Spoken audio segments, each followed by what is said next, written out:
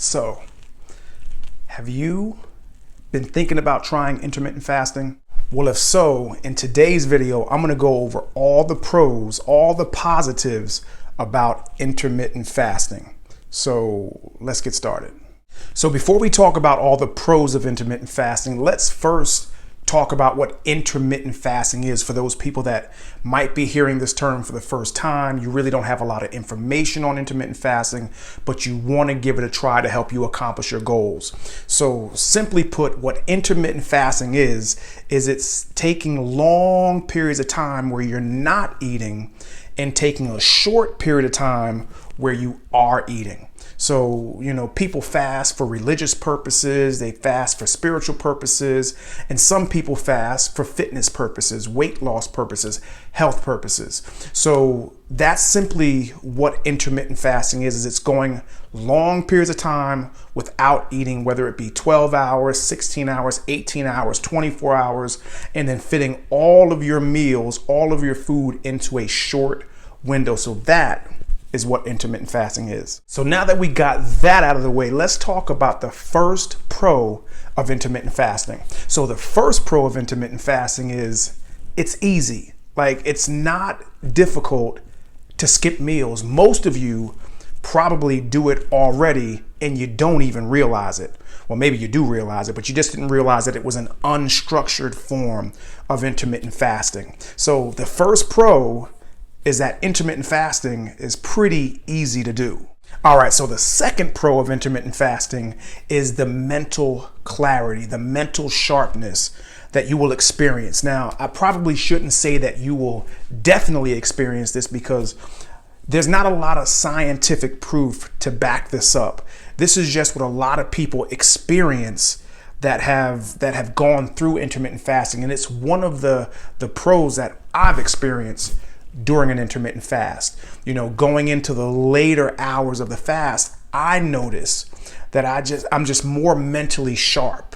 I'm able to get tasks done that require a higher level of mental capacity done a lot quicker, a lot easier. I'm less mentally stressed.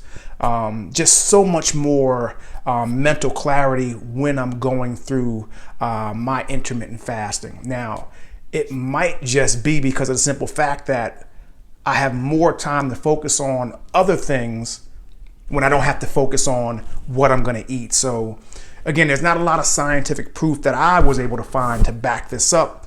I'm just giving you my take on what I notice when I do intermittent fasting. But there has been some scientific proof that shows that during periods of longer fast, 24 hours or longer, that they have noticed, scientists have noticed, or doctors have noticed, a decrease in inflammation in the brain or around the brain. So this could also be a reason why there's an increase in mental clarity during periods of intermittent fasting. All right, so pro number 3 of intermittent fasting is that it helps, well, I should say at least in me and a lot of my clients that have done intermittent fasting, is that what they notice is a decrease in the cravings for bad foods. Now, this normally happens, for me at least, in longer fasts. So when I get into the 16 hours and above, the longest fast I've ever done is I think a 32-hour fast. So from 16 hours and above, I start to notice that I have less cravings for bad foods. Now, I'm assuming some people it may happen sooner. Some people it may take a little bit longer for that to happen, but that's one of the things that I've noticed, and one of the things that a lot of my clients have noticed is when they're going on these fasts and as they get into the longer hours of the fast, they tend to want to eat bad foods less. Now, I think it could be psychological. For me, I feel good when I intermittent fast, and when you feel good, you want to do good. So you normally don't want to eat bad things. I shouldn't say normally, but at least for me, when I feel good, I want to do the things that cause me to continue to feel good, which is not eating crappy food.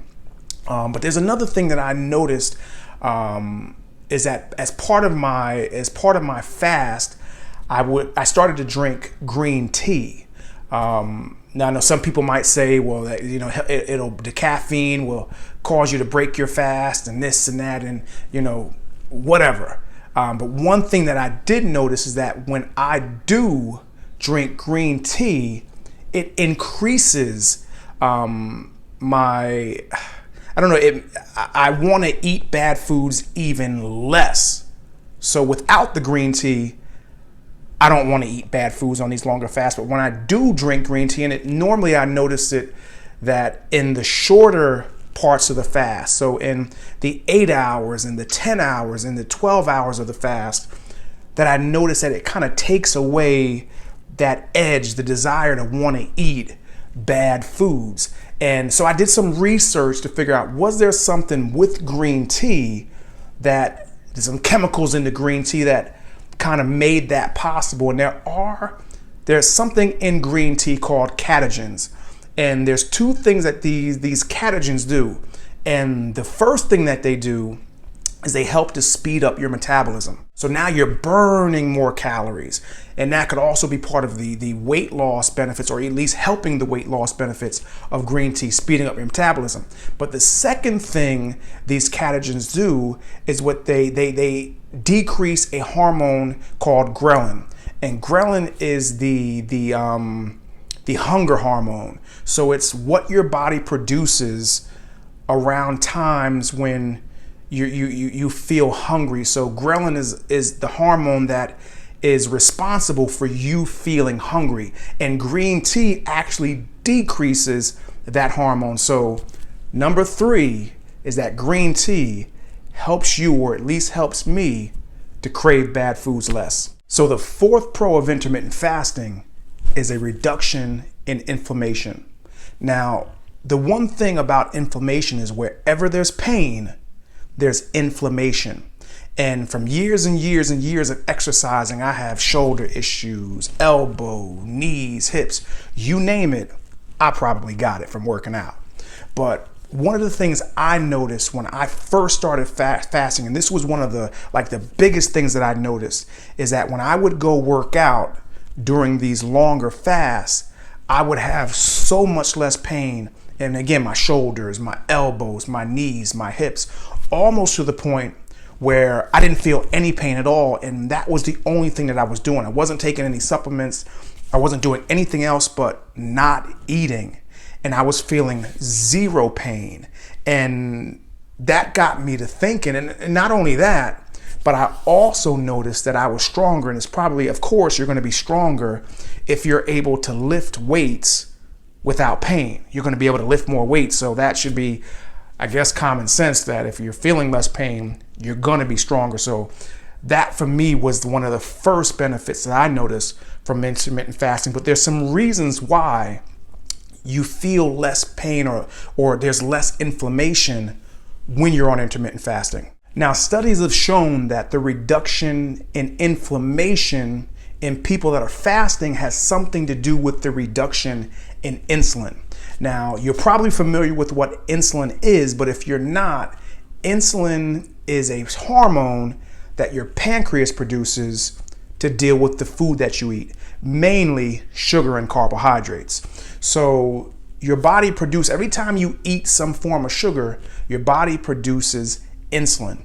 Now, the problem becomes when there's chronically high levels of insulin because you're constantly eating 3, 6 more meals a day plus snacks. So over years and years and years of eating like that, you end up with chronically high insulin levels, which causes chronically high inflammation levels. And again, wherever there's pain, there's inflammation. So that's one of the reasons, probably the main reason, why when you stop eating, you have less inflammation, which causes less pain, because your body's not producing as much insulin. So pro number 4 of intermittent fasting is less inflammation. So the fifth pro to intermittent fasting is a decrease or a reduction in your blood pressure. So outside of hereditary reasons on why your blood pressure goes up simply because there's inflammation in the arteries from a loss of blood flow to those arteries due to the thickening of those arteries because of the foods that you eat. So the two main reasons that your blood pressure goes down on intermittent fasting is one, because you're not eating. But number two is simply because of something called nitric oxide. Now, nitric oxide is something that your body produces naturally that you get from foods and you can also get from supplement form. But the reason why nitric oxide is so good at helping lower your blood pressure is because what nitric oxide does is it helps to dilate the blood vessels. So again, inflammation in your blood vessels due to the thickening of those blood vessels because of the foods, I want to say the fatty foods, but the crappy foods that you've eaten over the years. Well, what nitric oxide comes in and does is it helps to dilate those blood vessels, making them wider, allowing the blood to flow through those vessels much easier. So that's the main reason why fasting helps to lower your blood pressure. So pro number 6 to intermittent fasting is an increase in human growth hormone. So what is human growth hormone? Well, I'm glad you asked. So as the name would imply, human growth hormone is responsible for growth. But not only growth, but it's also responsible for cell regeneration, cell reproduction, and an increase in the amount of fat your body burns. You see, human growth hormone stimulates the breakdown of fat. And the times of the day that your body produces the most human growth hormone is generally when you're sleeping or when you're not eating. Now, this is important from a weight loss standpoint because when you're losing weight, you want to make sure that the majority of the weight that you're losing is coming from fat and not water or muscle. You want to make sure, because when you look in the mirror, I'm pretty sure that what you want to lose is fat. So intermittent fasting is great at stimulating the breakdown of fat through the increase in human growth hormone. Now, pro number 7 to intermittent fasting is probably the main reason why most people are interested in trying intermittent fasting, and it's because of weight loss. Now, intermittent fasting has been proven time and time again to help people lose weight. Now, this one is common sense because if you don't eat, you're gonna lose weight. Now, it could just be because you're not eating as often or you're not eating as much. But again, if you don't eat, you're gonna lose weight. Now, that pro rolls perfectly into the 8th pro, which is you're guaranteed that on intermittent fasting, the majority of the weight that you lose is going to be from fat.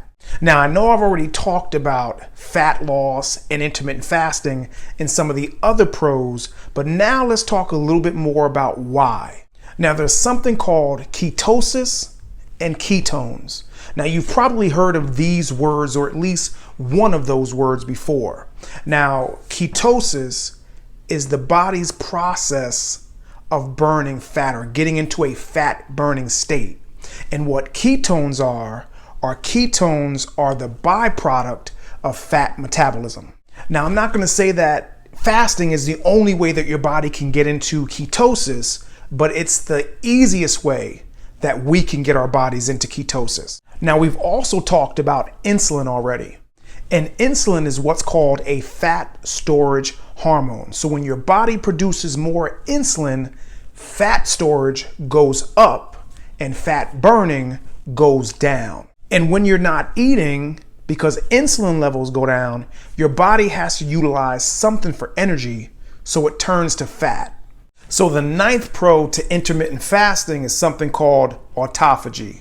So to keep it simple, autophagy is simply the body's way of cleansing itself. Autophagy is what the body does to clean out the junk from our cells, making way for some new good stuff.